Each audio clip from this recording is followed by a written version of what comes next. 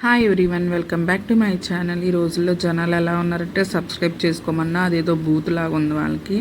So subscribe చేయడానికి కూడా ఎందుకు అంతలా బాధపడతారు నాకేం అర్థం కాదు. మనకు తెలిసిన వాళ్ళ ఛానలే కొంచెం సబ్స్క్రైబ్ చేసుకొని సపోర్ట్ చేద్దామని లేదు.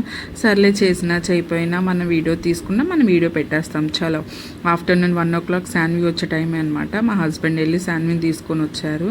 సో ఈరోజు అసలు పని అవ్వలేదు. ఈ సమ్మర్లో పని చేయాలంటే వంటగదిలో నుంచొని వంట చేయాలంటే నాకు అసలు పెద్ద తలనొప్పి అయిపోయింది. ఎందుకంటే ఈ రాజస్థాన్లో ఈ ఎండలు మరీ ఎక్కువ అయిపోతున్నాయి.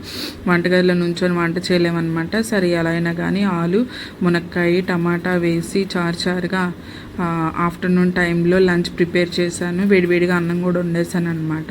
సో ఇలా చేసుకుంటే నాకు ఇష్టం అనమాట. ఎందుకంటే కొంచెం చారుగా తింటే కొంచెం కడుపులో హాయిగా ఉండిద్దిలే అని చెప్పి ఇలా ట్రై చేశాను నేను.